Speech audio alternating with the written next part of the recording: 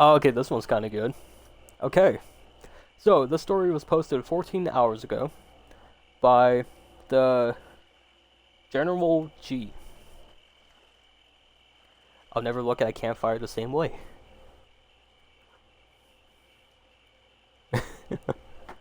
Okay, I've always loved campfires.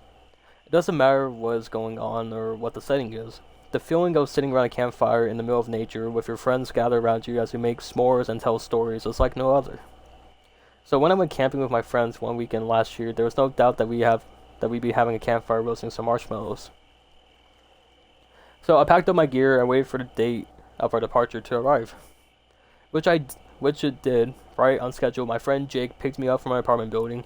Once my bags were in his car, we headed to our destination, which was a new area he picked out after checking with his dad.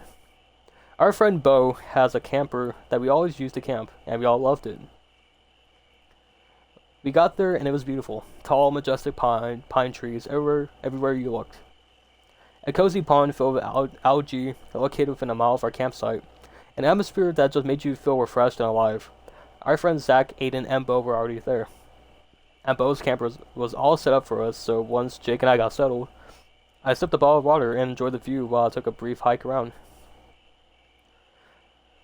We were the only people in the area, so we had the place to ourselves. While I was walking around, I was also making notes about what to use for a campfire.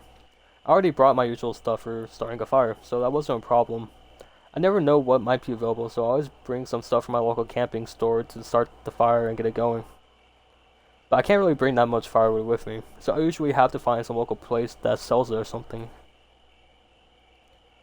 Once I got back to the campsite, it was agreed that Bo, Aiden, and I would go into town and get the pizza for us to eat. Then we hopped in Zach's Jeep and headed towards the nearest town.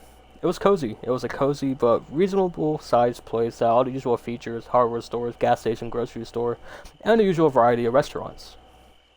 While Bo and Aiden were at the pizza place, I headed across the street to the hardware store in search of firewood. It was quiet, and I was the only customer there. And the counter was staffed by a guy about my age who was dressed in a t-shirt and jeans. "Hello, how may I help you?" he greeted with a smile. "Hi, I was wondering about some firewood for camping." "Ah, I got you. Sorry to say we're fresh out, but I know where you can get some. My neighbor just had to clear a bunch of trees off his property, and he got more firewood left over than he knows what to do with. Just go on over. I'll give him a ring and tell him Toby sent you." Then he wrote down the address and gave it to me. It was right on the way back to our campsite, so that was even better. "Alright, thank you so much." As I pocketed the address. "No problem, man. He can't wait to get rid of it, so you be doing him a favor. Like the camper?" I love it. Gotta have a fire too." "Of course," he nodded with a smile. "Well, enjoy yourself and come back if you need anything else." "Will do. Thank you so much." With that, I left the hardware store, walking back to Zach's Jeep and then told him what I found. They happily agreed to stop by on our way back to the camp. We arrived at Toby's neighborhood house 10 minutes later. It was a beautiful little cabin on the woods, with a comfortable front porch and a great view of the road, and as advertised, there was a massive amount of firewood lying around the thick rows. I got out of the Jeep and walked to the front door, and gently knocked. An older gentleman with bright blue eyes answered it. "Hi, I'm here for some firewood. Toby said Toby said to let you know that... What? Toby said to let you know he told me to come by." "Oh, yes." He clapped his hands together and smiled at me. He just told me he sent someone my way. Right this way, my friend." He quickly led me to the firewood that seemed to take up half the yard. We had a nasty storm a few months ago that uprooted a bunch of trees. It was a miracle none of them crashed right onto the house. It took forever to make it manageable, but here's what's left. Help yourself to them. Do you need a hand?" No, thank you. I think we have it under control." I nodded to my friends in the Jeep. "Alright, well, help yourself to as much as you want. Truth be told, I'm sorry that all those trees got uprooted and broken into the storm. I'd never seen anything like them before. They just grew up like any other tree, but they just burned just a little bit different. I can't really explain it, but probably because I grew up with them or something. I understand. Well, you all have a good time. Come back if you run out and need more." "We will, thank you so much." "We will, thank you so much." I shook his hand. 。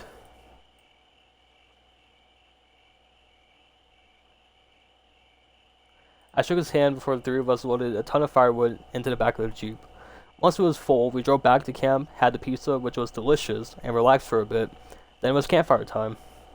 The others sat back and let me set it up, as they knew I loved it. Once it was done, we all relaxed and let soothing, warm, and flickering lights settle into the area. Before too long, the fire was steadily consuming the firewood I had brought with us, and it was time to use what I got from Toby's neighbor. It took some time, but I eventually began to see what he meant. It seemed like any old firewood, but it burned just a bit differently. There was a bit more heat and brightness to the fire, but that could be because it had age or any number of reasons or other reasons. Either way, with the fire in full swing and dinner behind us, it was s'more time. That was another thing I always brought supplies for on camping trips. Once I passed out the metal skewers to put the marshmallows on and chocolate bars and graham crackers had been opened, we took turns roasting the marshmallows over the fire, which crackled happily in front of us. It was beyond calming. Once we also filled s'mores, all that left was to relax, talk, and enjoy each other's company around the fire. It was one of my favorite parts of the whole camping experience. The atmosphere was calm, mellow, and invigorating. We talked about nothing in particular, but we quickly passed the time, and before long, darkness had completely fallen, and the moon peered out at us from behind a dense clutter of pine trees. It wasn't long before, one by one, my friends said goodnight and went inside the camper to grab a place to sleep. As usual, I was the last one awake and quietly sat by the fire. By now, the fire quickly burned away, and it's not quite as big as before, but it's still going strong. I'm not sure how late it was, but it was getting late. I was just about to start heading to bed when I turned my head, and the fire popped. Not loud, but enough that it caught my attention. Then I turned my head slightly and noticed something. I thought I could see something in the fire. At first, I thought it was just my eyes or something had fallen in the fire, but no, it was something else. There were shapes moving within the flames, making images like a movie on a screen, except it was in the fire. I sat there unsure what to think to do, I sat there unsure what to think or to do, so I sat there quietly observing my chair. At first, I had no idea what I was looking at. The shapes were just blurs at first, vague outlines, but then they became clear, and I realized it was just the five of us. We were riding in a Jeep, going steadily along the roads, and we come down on the way to the campsite. Then Zach turned down a road I'd never seen before and came to an intersection. As he did, you could see there was a nasty accident that occurred there, and we had to be detoured around it. Then the images stopped dancing in the flames, and the fire returned to normal, burning lower over the coals. I sat there stunned, unsure what to think. Had I fallen asleep while sitting here, or was it just my imagination? I chalked it all up just to fatigue. I tossed one last piece of firewood onto the fire and went inside the camper to grab some sleep. Once I rolled my sleeping bag out on the floor and got comfortable, I managed to sleep okay and woke up in the sunlight streaming through the camper's windows. I'm gonna take a quick sip of my drink.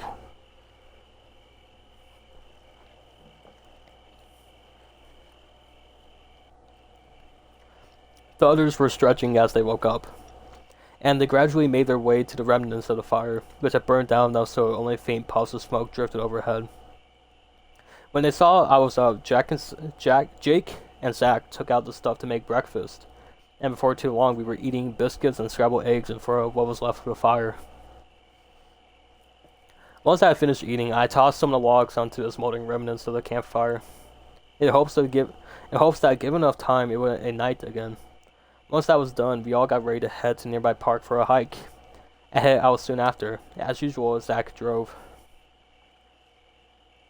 We were halfway there when Zach said something, turned the Jeep and headed down a road that seemed vaguely familiar. Then a moment later, the Jeep stopped at an intersection, and we could all just make out that there had been an accident, and they were detouring traffic down a side road. My stomach's clenched at the sight. How was this possible? It couldn't be a coincidence, right? Or even my imagination. I briefly wondered that there had been something inside the firewood that caused hallucinations, but that didn't explain this. I did my best to shrug it off as Zach kept driving, and we arrived at our hiking destination. The site made it easy and it was beautiful. Lots of tall boulders and canyons overlooking a quarry filled with water. So we all started walking and took in the area. It was an amazing hike, and we returned to the camper and had plenty of water and relaxed in the front of the fire, which I returned to life as crackling away. After that hike, our appetites returned with a vengeance, so Bo and I went to town to grab some sandwiches from a local deli. We returned with them and some potato chips and pasta salad, and everyone ate heartily. Then we went inside the camper and watched a few movies till it was time for dinner. Dinner consisted of spaghetti with tomato sauce and garlic bread, followed by s'mores.